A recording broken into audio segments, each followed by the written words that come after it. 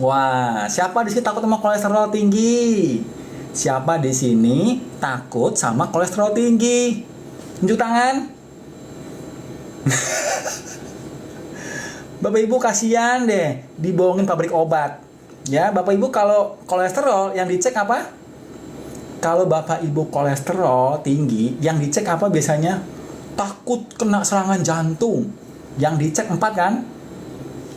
Total kolesterol, trigliserid, HDL, sama LDL. Betul? 4 dicek kan? Kita bahas satu-satu ini apa. Yang pertama, total kolesterol. Total kolesterol Bapak Ibu tidak perlu dicek. Total kolesterol ini nakut-nakutin Bapak Ibu supaya Bapak Ibu minum obat kolesterol. Saya ulang. Total kolesterol jangan dicek karena ini senjatanya pabrik obat buat nakut-nakutin Bapak Ibu supaya minum obat kolesterol. Wah, 280. Aduh, gawat ketinggian. Kata tukang obat mesti 200. 280. Aduh, kena serangan jantung nih. Solusinya apa? Minum obat. You see? Bapak Ibu, minum obat kan? Nah, itulah saya bilang. Ya, jadi total kolesterol jangan dicek. Ini nakut-nakutin orang buat Bapak Ibu beli obat kolesterol. Ya, kasihan deh lo dibohongin, ya. Emang kenapa dong nggak penting? Nanti kita bahas kenapa nggak penting. Terima dulu aja. Nomor 2, yang dicek adalah trigliserid. Apa ini loh trigliserid? Bapak Ibu perhatikan saya ngomong trigliserid ya. Trigliserid adalah Bapak Ibu makan gula atau karbohidrat kebanyakan. Gula atau karbohidrat kebanyakan diubah jadi trigliserid di hati. Trigliserid di hati disimpan jadi lemak. Sudah paham apa itu trigliserid? Saya ulang. Bapak Ibu makan gula karbohidrat kebanyakan. Gula karbohidrat kebanyakan diubah jadi trigliserid di hati. Trigliserid di hati dianterin disimpan jadi lemak. Sudah tahu apa itu trigliserid? Sekarang saya mau nanya Bapak Ibu. Pertanyaannya mudah sekali jawabnya. Bagaimana cara menurunkan trigliserid gratis, nggak pakai modal, nggak pakai usaha, hemat? Gimana caranya? Nih, ini jawabannya Bapak Ibu. Cara menormalkan lagi trigliserid. Tadi siapa nanya trigliserid? Minum obat apa? Aduh Bu, dibohongin pabrik obat lagi Bu. Trigliserid tinggi tuh nggak perlu minum obat Bu, gratis. Ibu nggak makan gula, nggak makan karbo, normal lagi tuh trigliserid. Ya Bu, perlu minum obat Bu. Kasihan deh. Jadi ATM berjalan pabrik obat kan? Nanya ke sini yang obat. Nah, lo sentil lah lo. Bapak Ibu, kalau mau nanya obat jangan ke sini ya. Nah, sana tukang obat. Obat ke sini. Di sini nggak ada obat ya. Di sini tidak ada bim salabim abrakadabra, nggak ada Bu. Protokol darah tinggi saya dari begini ke begini itu 3 sampai 4 bulan. Bukan besok selesai, bukan. Oke? Nomor 3. Yang dicek nomor 3 adalah HDL. Apa itu HDL? High Density Lipoprotein.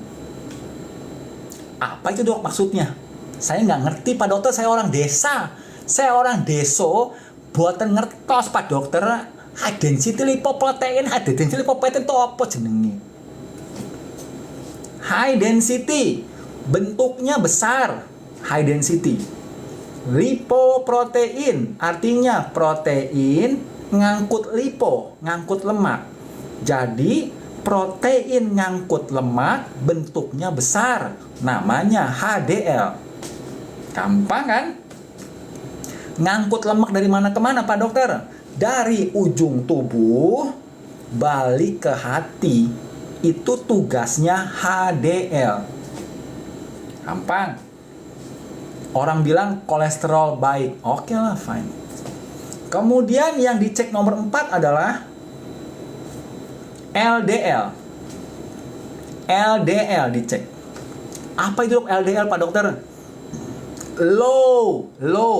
Low density lipoprotein.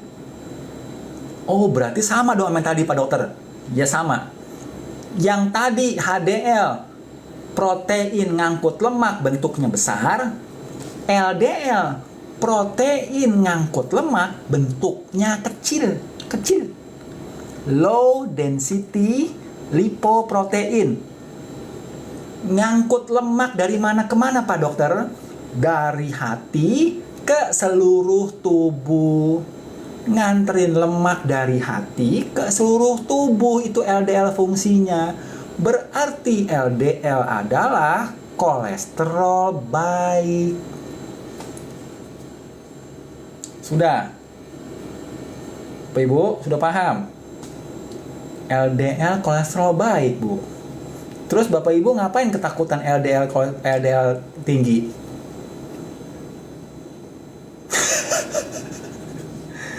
Yang bilang LDL kolesterol jahat 3 Bu. Pak, 1. Bukan dokter Bu. Jadi ngomongnya sembarangan. LDL kolesterol jahat. Jadi kita mesti turunin dengan obat. Bukan dokter Bu. Jadi ngomongnya sembarangan. Nomor 2. Dokter tapi tidak lulus mata kuliah biokimia semester 3 Bu. Waktu ada mata kuliah biokimia, dia tidur, ujiannya nyontek Bu. Jadi makanya dia nggak lulus, ya. Suruh sekolah lagi Bu, bilangin. Kalau ada orang medis bilang LDL kolesterol jahat, lu sini, lu katanya disuruh sekolah lagi semester 3 biokimia, lu nggak lulus, ulang lagi sana. Nomor 3, mau jualan obat, ya Bapak Ibu, suruh minum obat kan? LDL tinggi, minum obat. You see Bapak Ibu, terbukti kan omongan saya kan? Mau jualan obat. Apalah LDL baik? LDL itu kolesterol baik, disuruh minum obat. Aduh, pada lupa semua ilmu biokimia. Ilmu kuliah semester 3 lupa. Diajarin pabrik obat, LDL kolesterol jahat. Oh, LDL kolesterol jahat. Oh, iya. Jadi mesti minum obat. Oh, jadi kalau LDL naik mesti minum obat. Oke. Nggak inget lagi mata kuliah semester biokimia semester 3, nggak inget. Taunya komisi pabrik obat berapa, ya kan? Nah, itu ingetnya. LDL obat. LDL tinggi obat.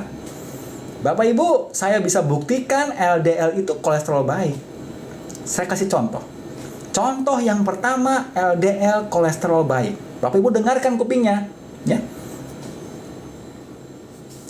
Kalau Bapak Ibu stres, banyak pikiran, banyak yang dipikirkan, misalnya Bapak Ibu direktur perusahaan, mikir gimana perusahaan berkembang, mikir gimana gaji karyawan, mikir gimana ini produknya disenangin sama orang banyak, mikir gimana caranya marketing, mikir gimana caranya ketemu, banyak di pikiran.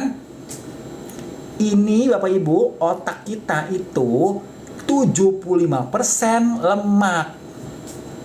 Jadi kalau Bapak Ibu mikir kebanyakan, ibu-ibu juga termasuk nih, mikirin suaminya, kenapa jam 9 malam belum pulang? Wah, jangan suami saya kemana-mana nih, ketemu si itu nih, ketemu si Anu, waduh, gawat nih, ntar awas ya pulang ada sapu depan pintu nih, awas suami gue nih. Mikir begitu kan ibu-ibu kan? Nggak usah Bapak Ibu maksud begitu ya. Jadi banyak pikiran kan, wah mikir kan, wah kalau begini gimana ya, kalau begitu gimana ya, entah kalau begini gimana ya, nggak penting dipikirin kan. Sehingga apa? Sehingga otaknya ini perlu masukkan lemak buat diperbaiki lemaknya. Karena otaknya itu buat mikir. Lama-lama otaknya rusak sehingga perlu diperbaiki lemaknya. Nah, kalau otak perlu lemak buat mikir, yang nganterin lemak siapa?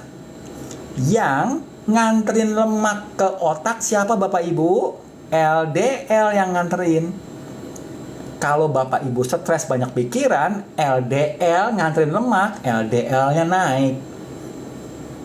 LDL naik fungsinya apa? Nganterin lemak ke otak. Wajar, normal. LDL naik normal, wajar. Kenapa? Buat mikir di otak. Sama tukang obat dikasih obat kolesterol. Coba Bapak Ibu, nggak masuk akal kan? LDL normal naik, disangka kolesterol jahat, dikasih obat kolesterol. LDL-nya turun. Kalau LDL turun, tidak ada yang nganterin lemak ke otak. Orangnya jadi tell me, jadi pikun, jadi oon, jadi lola, loading lama. Tell me apa? Telat mikir.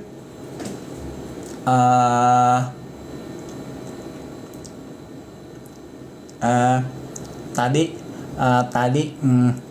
Pak dokter tadi ngomong ada apa ya? Ada tell me, mie apa? Mie goreng maksudnya? Mie goreng saya suka kalau mie goreng. Tadi maksudnya apa ya? Saya dengar ada mie tadi. Hah? Mie itu tell me maksudnya mie di telur, pakai telur. Tell me, telur di atas mie gitu maksudnya. Ya. Tolong diulang lagi dong Pak dokter. Tadi ngomong apa sih? Nggak dengar aneh, kurang ngerti. Itu artinya tell me Bapak Ibu, ya. Lola, loading lama. Kunci saya di mana ya? Tadi ada kunci di sini, di mana kunci saya ya? Nah, itu. Termasuk tell me. Lola, tell me, loading lama. Ya, kalau Bapak Ibu nemu orang kayak begitu, kalau lagi kerja, bilang begini. Makanya lo jangan kebanyakan minum obat kolesterol. Jadi tell me begini lo. Bilangin begitu. Nggak jelas. Oke Bapak Ibu, saya sudah beberapa kali nemuin orang kayak begini. Iya Pak dokter, lupa. Lupa. Tahu nggak orang ini ngapain? Minum obat kolesterol tiap hari. Maaf Pak dokter, lupa. Capek deh. Pergi sana. Apa lupa aja. Jelas. Minum obat kolesterol kebanyakan. Itu bukti yang pertama. Bukti yang kedua, LDL kolesterol baik. Bukti yang kedua, binaragawan. Binaragawan angkat beban kan? Angkat beban. Kalau binaragawan angkat beban Bapak Ibu, itu ototnya robek-robek. Ototnya ini robek-robek. Sehingga apa? Sehingga ototnya perlu diperbaiki. Ototnya perlu diperbaiki. Sel kita Bapak Ibu, dinding sel kita itu 50% protein, 40% lemak. Sel kita dinding sel 50% protein, 40% lemak. Sehingga kalau sel rusak, angkat beban, perlu lemak kan? Perlu lemak banyak kan? Binaragawan LDL-nya naik. Binaragawan LDL naik. Buat apa LDL naik? Buat nganterin lemak ke otot, buat perbaiki otot. Wajar Bapak Ibu, binaragawan LDL naik, wajar. Karena dia perlu perbaikan otot. Wajar, perlu minum obat. Tong, halo tukang obat, perlu minum obat, binaragawan LDL naik. Apa lalu pilih kasih? Binaragawan nggak perlu minum obat. Orang kena kantor stres minum obat. Apalah, nggak jelas ilmu lu Tong. Makanya kalau ada ilmu biokimia jangan tidur, ya. Oke Bapak Ibu, itu buktinya LDL kolesterol baik. Jadi kalau ada LDL tinggi di laboratorium Bapak Ibu, Jangan dipikirin, emang gua pikirin. You see? Itu adaptasi tubuh buat nganterin lemak ke bapak ibu. Wajar. Jadi, masih tuh diukur total kolesterol. Total kolesterol bapak ibu, itu gabungan HDL, gabungan LDL, gabungan trigliserid. Masih cek total kolesterol. Nggak nyambung kan bapak ibu? Pak dokter, oke kita udah pada paham kolesterol itu baik. Semua kolesterol itu baik, Pak dokter, sudah kita paham. Oke, sekarang pertanyaannya Pak dokter, kalau semua kolesterol baik, yang menyebabkan serangan jantung, stroke, dan darah tinggi, ini siapa Pak dokter? Ini siapa? Kalau semua kolesterol baik, yang menyebabkan ini siapa Pak dokter? Nah, itu pertanyaan bagus. Yang bikin serangan jantung, bikin stroke, sama bikin darah tinggi, itu adalah pelajaran biokimia semester 3 sekolah kedokteran. Ada. Ya, saya ringkas buat Bapak Ibu untuk masyarakat umum. Oke? Pelajaran biokimia semester 3-nya adalah begini. Bapak Ibu tolong perhatikan ya. Protein sama lemak kalau ketemu gula jadi rusak dan lengket. Namanya apa? Namanya jadi AGEs, Advanced Glycemic End Product. AGEs ini yang bikin mampet pembuluh darah nih. Lemak lengket. Saya ulang. Protein sama lemak kalau ketemu gula jadi rusak dan lengket. Namanya AGEs, Advanced Glycemic End Product. AGEs ini yang bikin mampet pembuluh darah. Sudah? Contohnya Pak dokter, AGEs tenyaho Pak dokter. Oke. Tak kasih contoh AGEs, oke, yang bikin mampet pembuluh darah. LDL. Nah, LDL ada apa Bapak Ibu? LDL ada protein kan? LDL juga ngangkut lemak. Jadi LDL ada protein, ada lemak. Ketemu gula. LDL ketemu gula, eng. Jadi apa? Jadi rusak dan lengket. Namanya apa sekarang? Berubah namanya, bukan LDL lagi. Namanya jadinya SDLDL. Namanya SDLDL, Small Dense LDL. Bukan LDL. Small Dense LDL ini SDLDL yang bikin mampet pembuluh darah. Lemak lengket ini disebabkan oleh SDLDL nemplok di sini. Sudah. Contoh yang kedua Pak dokter. Hemoglobin. Apa ini hemoglobin Bapak Ibu? Ini sel yang mengantarkan oksigen ke seluruh tubuh. Namanya hemoglobin, Hb. Ya. Hemoglobin itu kan termasuk sel tubuh kita, betul? Sel tubuh kita ini dindingnya ada 50% protein, 40% lemak. Masih ingat itu? Nah, ada protein, ada lemak di hemoglobin. Ketemu gula. Jadi apa? Jadi rusak dan lengket. Namanya apa sekarang? Bukan hemoglobin lagi, bukan. Namanya berubah jadi HbA1c. Namanya berubah jadi HbA1c. HbA1c ini yang rusak, bikin mampet pembuluh darah.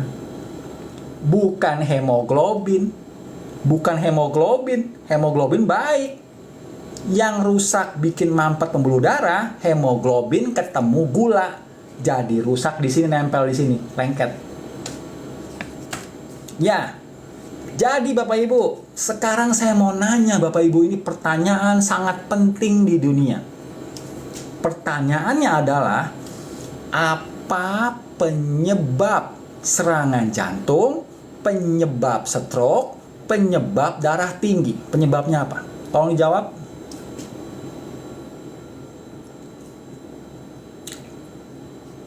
Nih, ini penyebab darah tinggi Bapak Ibu.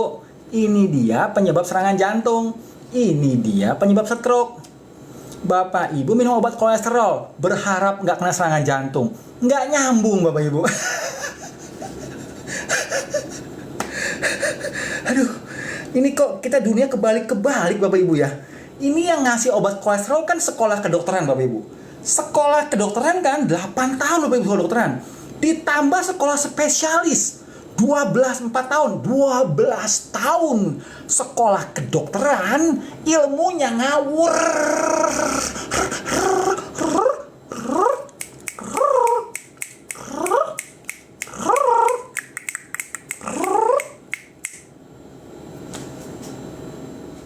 Dua belas tahun sekolah kedokteran, lupa ilmu biokimia semester 3, lupa. Yang diinget lemak, kolesterol bikin serangan jantung. My goodness. Ini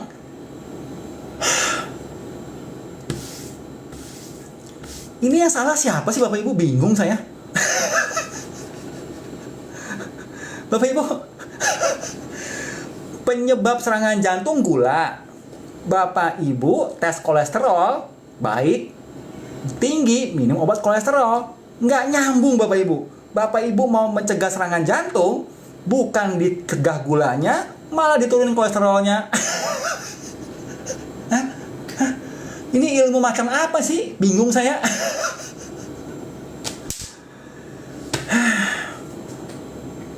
Bapak Ibu coba ke supermarket. Bapak Ibu ke supermarket. Minuman ini gula. Minuman itu gula. Cemilan ini gula. Cemilan itu gula buatan, gula beneran. Cemilan ini gula. Yang itu gula, yang ini gula, yang ini gula. Semua ada gula di mana-mana. Ada gula di mana-mana. Kenapa bisa begitu? Karena Bapak Ibu biar kena serangan jantung, supaya Bapak Ibu biar kena stroke. Kalau Bapak Ibu kena serangan jantung dan kena stroke, beli obat lagi, dirawat di rumah sakit, obatnya laku, tambah untung pabrik obat. Sudah paham? Ini biasanya industri makanan Bapak Ibu. Itu ada pemegang saham pabrik obat. Ada. Jadi pabrik obat bilang begini, pemegang saham kan? Industri makanan, lu mau bikin makanan apa?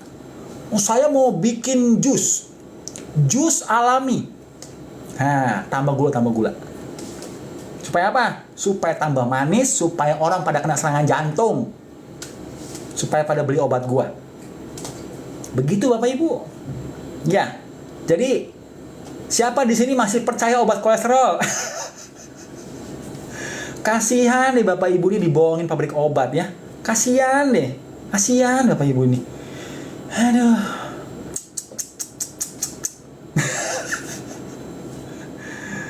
Oke Pak Dokter, kita udah paham. Darah tinggi penyebabnya udah paham. Kolesterol itu baik, udah paham.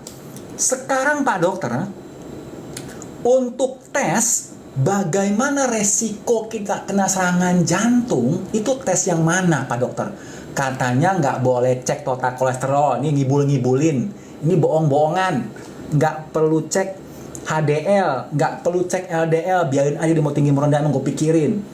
Yang dicek yang mana Pak Dokter? Supaya kita tahu kita kena resiko serangan jantung, kita tahu kita resiko kena stroke, kita tahu kita resiko meninggal mendadak. Apa yang dicek Pak Dokter? Bapak Ibu tolong diperhatikan nih. Ini Bapak Ibu kalau mau cek laboratorium, yang pertama dicek adalah triglycerid dicek. Bapak Ibu mesti cek yang pertama namanya triglycerid di laboratorium. Kenapa mesti cek trigliserid? Trigliserid dari mana Bapak Ibu? Dari Bapak Ibu banyak makan gula kan? Kalau Bapak Ibu banyak makan gula, trigliserid naik. Bapak Ibu banyak makan karbohidrat yang jadi gula, trigliserid naik. Kalau Bapak Ibu trigliserid naik, siap-siap kena serangan jantung, siap-siap. Ya. Jadi Bapak Ibu tidak makan gula atau kebanyakan karbohidrat. Ya. Yang pertama. Yang kedua dicek adalah SDLDL. Apa itu SDLDL Pak Dokter? SDLDL adalah LDL yang rusak kena gula, bikin mampet pembuluh darah, bikin serangan jantung. Dicek. Bukan LDL, LDL kolesterol baik. Yang jelek itu SDLDL. Oke? Dicek SDLDL. Kalau tinggi SDLDL, siap-siap kena serangan jantung. Siap-siap. Nomor 3. Yang dicek adalah HbA1c. Yang dicek HbA1c. Ini adalah hemoglobin. Yang nganterin oksigen itu hemoglobin. Rusak karena gula. Bikin lengket pembuluh darah, bikin serangan jantung, stroke, dan darah tinggi. Ya, kalau Bapak Ibu HbA1c tinggi, siap-siap kena serangan jantung, kena stroke, dan atau meninggal mendadak. Nomor 4 yang dicek adalah hematokrit. Ini kurang begitu bermakna untuk meyakinkan, tapi ini bisa jadi patokan. Hematokrit ini Bapak Ibu adalah persen endapan di pembuluh darah. Persen endapan di darah, namanya hematokrit. Ya, dicek. Oke? Bapak Ibu, udah 4 ini ya. Nomor 5.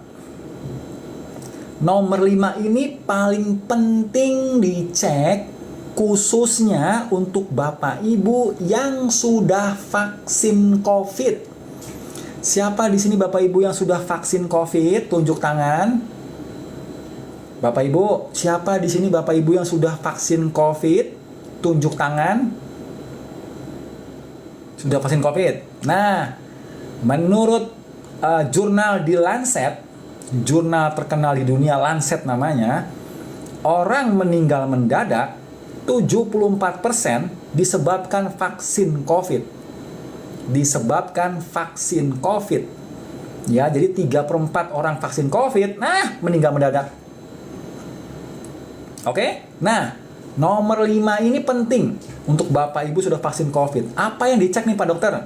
Yang dicek adalah D-dimer. Bapak Ibu silakan cek D-dimer. Dicek. Sama PT, prothrombin time, dicek. Ada juga yang bilang agregasi trombosit. Sama aja dong D-dimer. D-dimer sama PT, prothrombin time, dicek.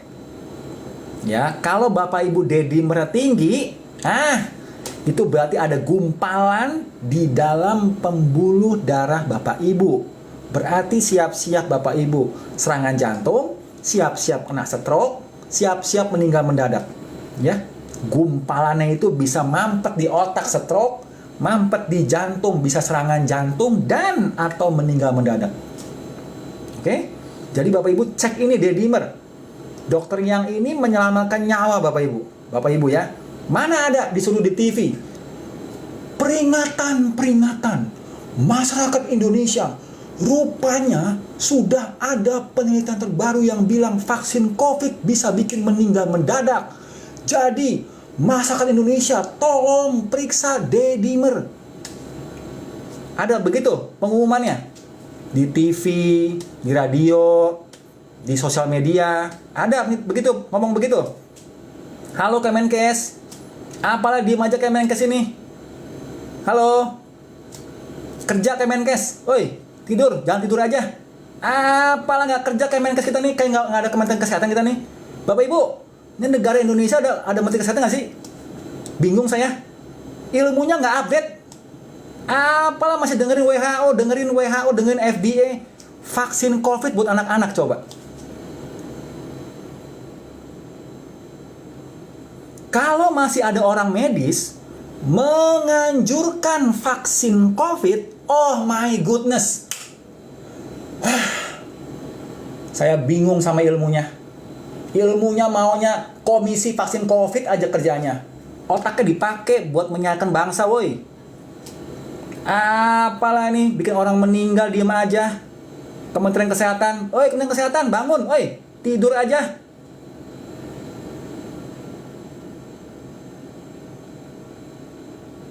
Ini Bapak Ibu, ini pabrik obat beruntung loh, dia nyebarin vaksin di Indonesia. Kenapa? Kenapa beruntung dia? Karena kalau ada orang meninggal, orang Muslim, Indonesia kan kebanyakan Muslim ya. Kalau ada orang Muslim meninggal, diapain? Langsung dikubur kan? Betul. Karena mesti begitu kan orang Muslim kan? Ini pabrik obat senang begini. Kenapa? Mestinya kalau ada orang meninggal mendadak, itu diotopsi dulu. Dicari tahu penyebabnya apa. Mestinya begitu. Supaya pabrik obat ini tanggung jawab. Pabrik obat, ini ada orang meninggal ya, gara-gara vaksin lu ya, tanggung jawab. Mestinya begitu kan? Cuma karena orang Indonesia kebanyakan orang Muslim, jadi kalau meninggal mendadak langsung dikubur, aman dia. Untung penelitiannya di luar negeri yang bukan orang Muslim, sehingga orang non Muslim Bapak Ibu itu bisa diotopsi. Di Amerika, di Eropa itu diotopsi. Orang meninggal mendadak, nggak tahu penyebabnya apa, diotopsi supaya tahu penyebabnya. Nah, muncullah jurnal di Lancet bilang orang meninggal mendadak Bapak Ibu 74%, bayangin. 3/4-nya disebabkan vaksin COVID.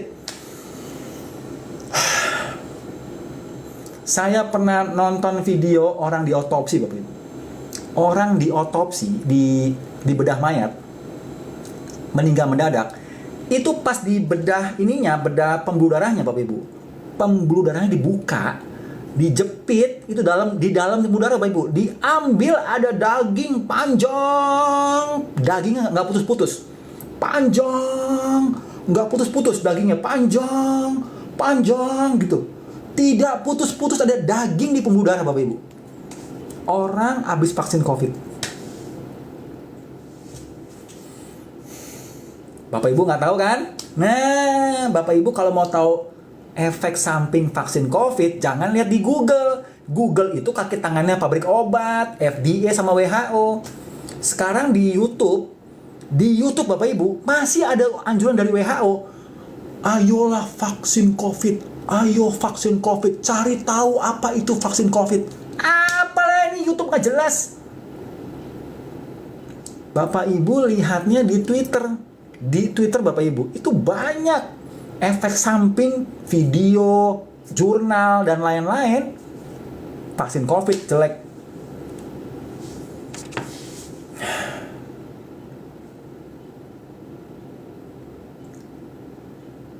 I don't understand. Oke Bapak Ibu, jadi Bapak Ibu yang tadi sudah vaksin COVID wajib tes ini ya, D-dimer sama PT, prothrombin time. D-dimer untuk melihat apakah ada pembekuan di darah sama prothrombin time. Wajib ini, wajib. Mudah-mudahan rendah ya. Kalau tinggi langsung detox vaksin COVID. Ya, Bapak Ibu yang sudah vaksin COVID, tenang, ada detoxnya, sabar. Oke, kita masuk ke protokol darah tinggi ditambah protokol detox vaksin COVID. Oke, dokter yang ini ngasih solusi, tenang aja. Bapak Ibu, Kementerian Kesehatan nggak tanggung jawab kan? Bapak Ibu, Kementerian Kesehatan nggak tanggung jawab kan? Apalah, diem aja. Kementerian Kesakitan namanya ganti, Kementerian Kesehatan. Nomor 1, protokol darah tinggi dokter awet muda. Nomor 1.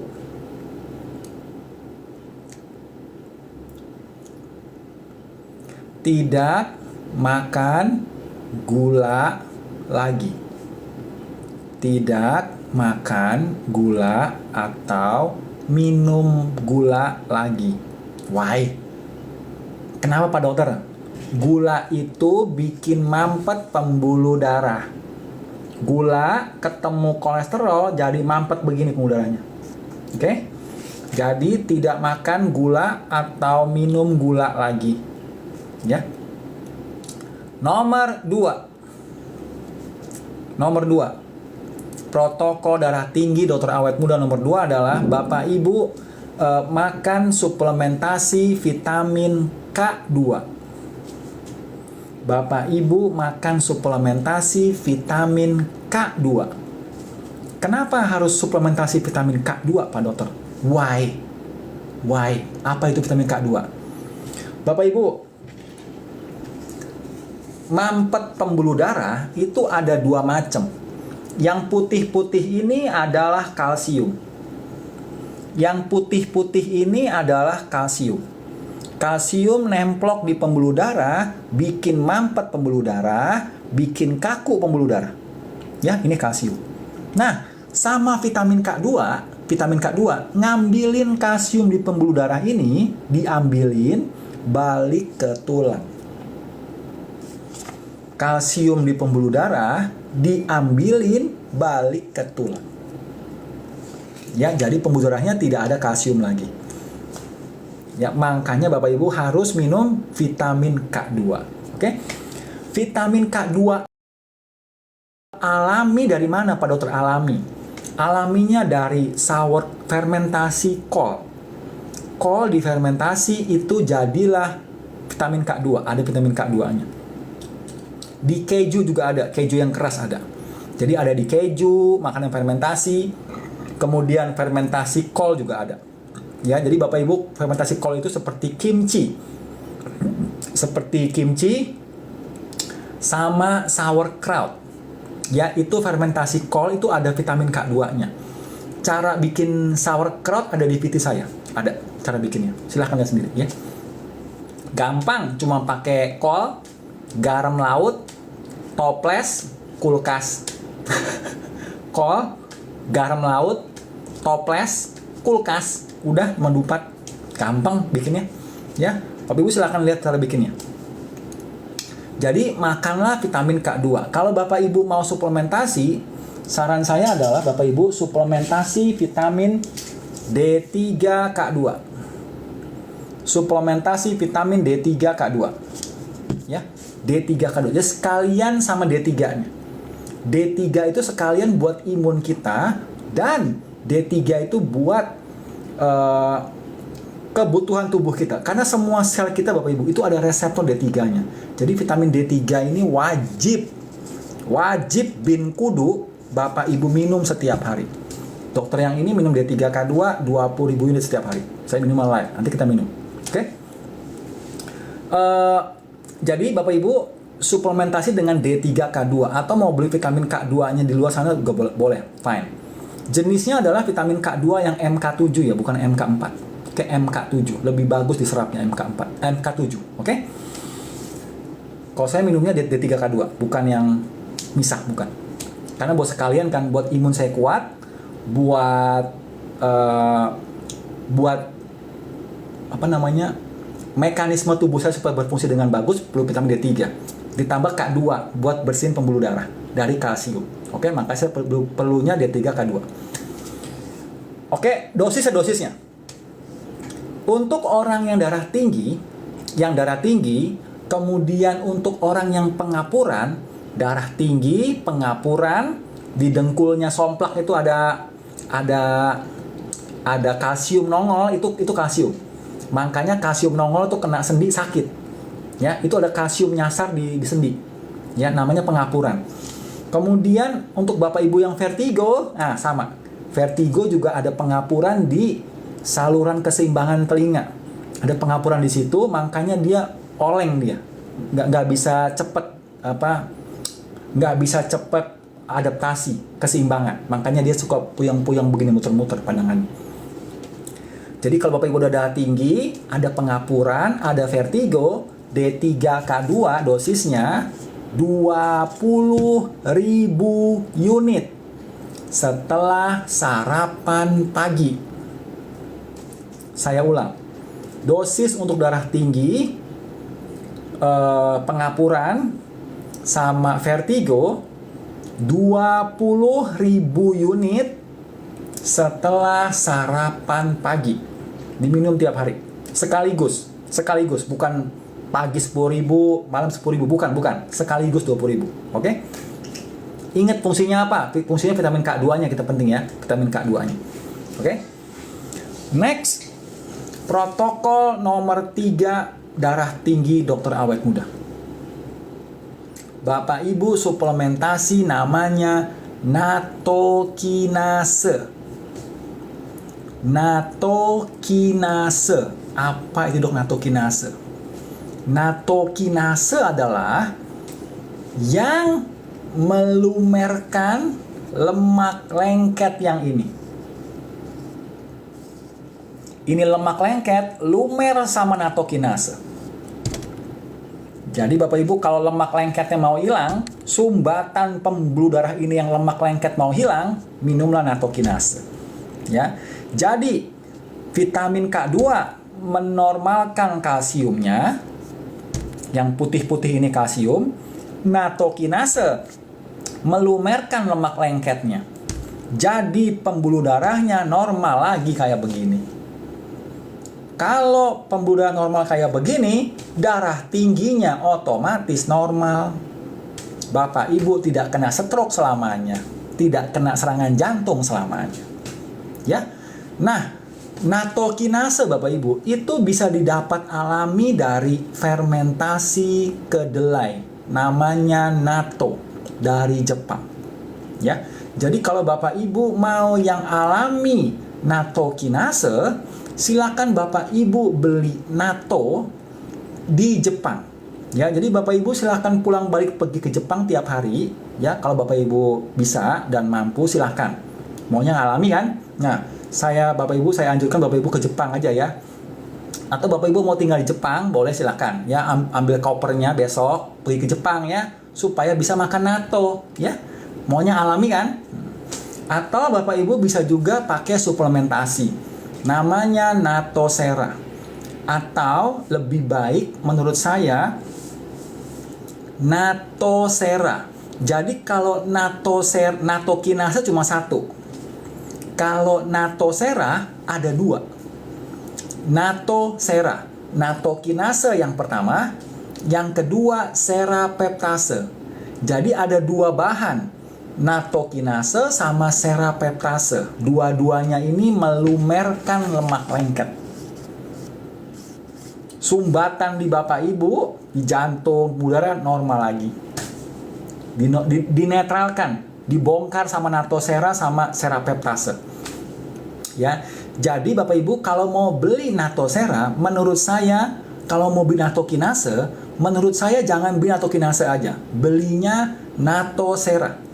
Natokinase yang dari kedelai difermentasi. Kalau serapeptase dari ulat sutra. Serapeptase dari ulat sutra. Itu juga melumerkan sumbatan tadi. Ya, jadi dua.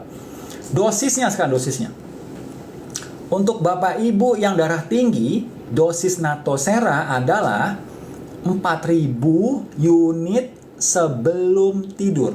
Perut kosong. Saya ulang, untuk Bapak Ibu yang darah tinggi, natosera untuk membongkar ini lemak lengket di pembuluh darah kita, sumbatan, itu 4.000 unit sebelum tidur. Oke Bapak Ibu, 4.000 unit sebelum tidur. Berapa lama Pak Dokter bisa normal begini? 3-4 bulan. Lakukan protokol saya 3-4 bulan ya. Belum selesai protokolnya. Nomor 4. Belinya, terima kasih Ibu. Siapa nih? Desi Eci. Bapak Ibu, beli di mana? Belinya sama Media Sehat. Nih orangnya, saya pin. Silahkan tanya sama dia ya. Nomor 4. Protokol darah tinggi nomor 4 adalah olahraga. Kenapa mesti olahraga Pak Dokter? Olahraga itu Bapak Ibu bikin pembuluh darah kita itu mengeluarkan gas. Di dinding bagian dalam pembuluh darah Bapak Ibu, dinding bagian dalam pembuluh darah sini, dinding bagian dalam, itu kalau Bapak Ibu olahraga, dia mengeluarkan gas. Nama gasnya adalah nitric oxide, gas NO. Nitric oxide. Kalau ada gas nitric oxide pada saat Bapak Ibu berolahraga, pembuluh darahnya elastis. pembuluh darah elastis Bapak Ibu itu tidak bikin darah tinggi. Tidak bikin darah tinggi, bikin darah lancar. Ya, jadi Bapak Ibu yang darah tinggi wajib berolahraga, wajib bin kudu. Ya, olahraganya Bapak Ibu bukan olahraga semau-maunya Bapak Ibu ya, bukan. Olahraganya adalah olahraga awet muda. Olahraga ada olahraga loh Bapak Ibu, awet muda. Olahraga awet muda cuma ada 4.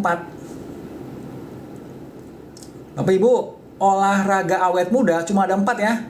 Jadi Bapak Ibu tolong jangan olahraga semau-maunya, bikin serangan jantung nanti, nggak boleh. Ya, jadi olahraga yang pertama adalah jogging. Jogging yang pertama. Yang kedua, olahraga awet muda adalah sepeda statis. Sepeda yang diem aja, roda 1, diem aja. Nomor 3, olahraga awet muda adalah berenang. Nomor 3. Nomor 4, olahraga awet muda adalah angkat beban. Angkat beban. Cuma ada 4. Kenapa? Olahraga Bapak Ibu nggak ada di sini. Kasian deh. Pak dokter, saya sukanya tenis. Bapak Ibu yang udah kepala lebih dari 3, usianya kepala 3 ke atas, tidak boleh olahraga yang mengejar bola. Tidak boleh. Bisa kena serangan jantung Bapak Ibu. Jadi Bapak Ibu yang olahraga mengejar bola, itu siap-siap pertama masuk UGD, siap-siap kedua masuk ICU. Saya nggak main-main Bapak Ibu. Masuk UGD dan atau masuk ICU. Siap-siap. Tunggu waktunya. Serangan jantung dia. Atau dengkul somplak. Nggak boleh Bapak Ibu. Apa namanya, orang sepak bola aja 30 tahun udah pensiun. Bapak Ibu mau main tenis coba. Main tenis, main bulu tangkis, ngapain? Nggak usah. Bapak Ibu olahraga itu mau sehat. Bukan mau masuk UGD. Masuk ICU, bukan. Apalagi futsal. My goodness, 30 tahun main futsal. Ya, bilangin sama HRD-nya. Pak HRD, nah bentar lagi mau 17 Agustus kan?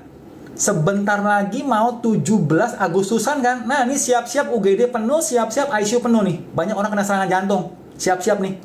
Nggak percaya sama saya? Ah, nanti tungguin. Tungguin Bapak Ibu. Setiap 17 Agustus ICU penuh.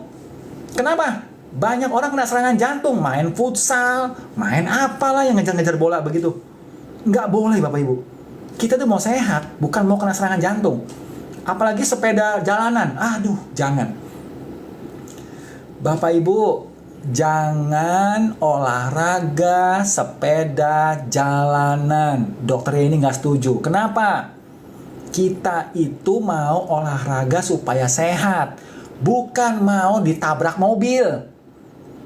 Bukan mau jatuh, giginya copot. Bukan.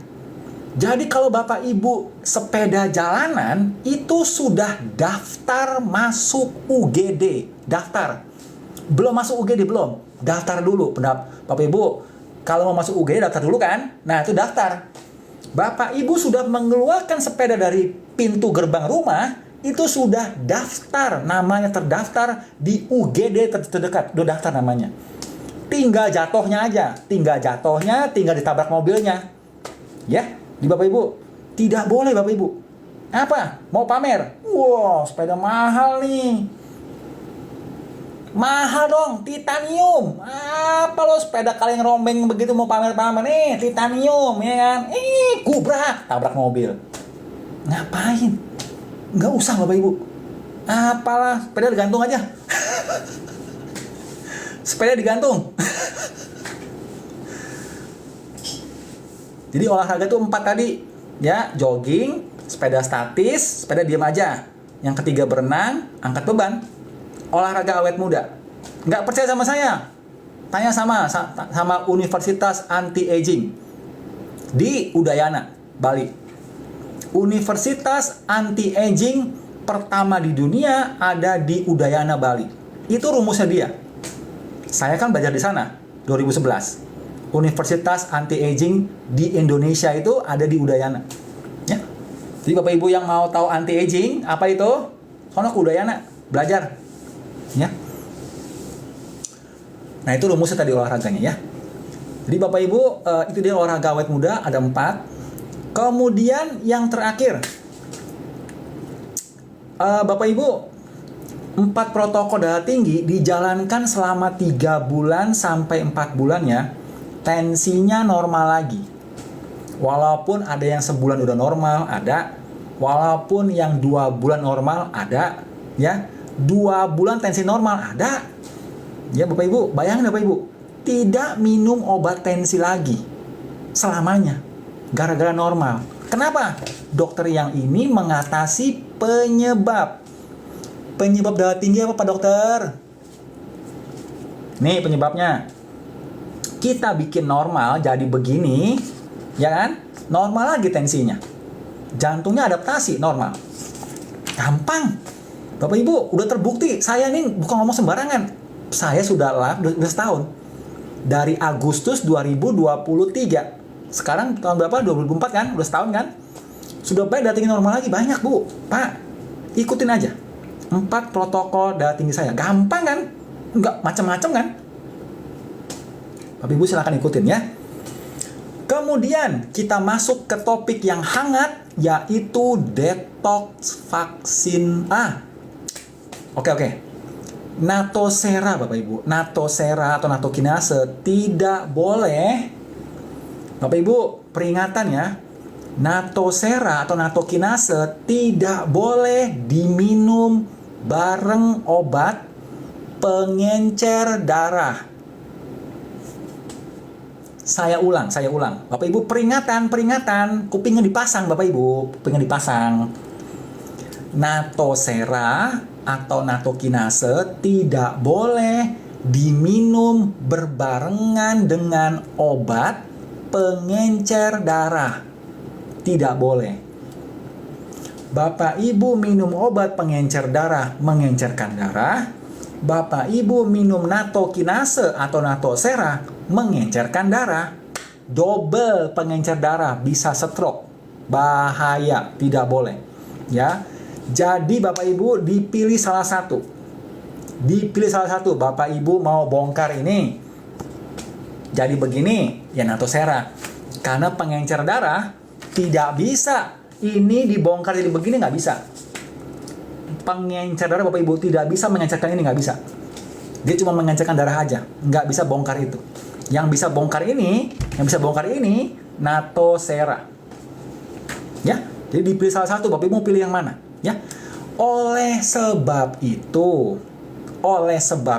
Bapak Ibu yang darah tinggi wajib tahu obat yang diminum itu golongan apa. Obat yang Bapak Ibu minum itu golongan apa?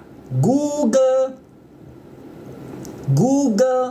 Dokter yang ini mengajarin masyarakat Indonesia jadi pinter, bukan terima doktrin. Dokter yang ini mengajarkan Bapak Ibu alasannya. Protokol saya pertama alasannya apa? Saya ajarin, bukan doktrin. Nggak ada alasan, nggak ada. Saya kasih alasannya Bapak Ibu.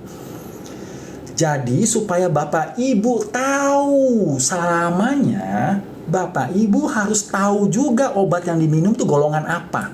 Google. Tadi apa nanya? Ada yang nanya apa? Amlodipin. Amlodipin itu golongan apa? Google. Bahannya kan Bapak Ibu gampang kan? Nggak perlu tanya ke sini Bapak Ibu. Itu apa namanya? Bisa di Google sendiri. Silakan. Kalau Bapak Ibu cari di Google cara menormalkan darah tinggi, tidak ada Bu. Tidak ada. Nanyanya ke sini, ke dokter awet muda. Boleh. Kalau bilang amlodipin golongan apa? Google. Gampang. Ya. Bapak Ibu, udah ya selesai ya. Darah tinggi selesai, lakukan selama 4 bulan. Oh ya, catatan. Bapak Ibu yang ikut protokol darah tinggi 4 poin ini wajib minum obat tensinya. Wajib. Obat tensi wajib diminum. Karena protokol darah tinggi bukan bim salabim abrakadabra normalin tensi, bukan. Dia 3 sampai 4 bulan kan? Makasih Santoso. dia 3-4 bulan kan, normalnya kan, lama kan. Jadi untuk normal sekarang juga, mesti minum obat tensi, wajib. Jadi obat tensi diminum, protokol darah tinggi dijalankan. Ya, dicek tensi pagi setelah bangun tidur, jam 12 siang, malam sebelum tidur. Dicek tensinya. Oke Bapak Ibu, kalau tensi udah normal, stop obatnya. Gampang kan, Bapak Ibu bisa memanage dirinya sendiri. Dokter yang ini yang ngajarin. Oke? Kalau tensi tinggi, minum obat. Tensi normal, nggak minum obat. Tensi tinggi lagi, minum obat. Gampang kan? Selama 4 bulan tuh udah normal tensinya. Oke?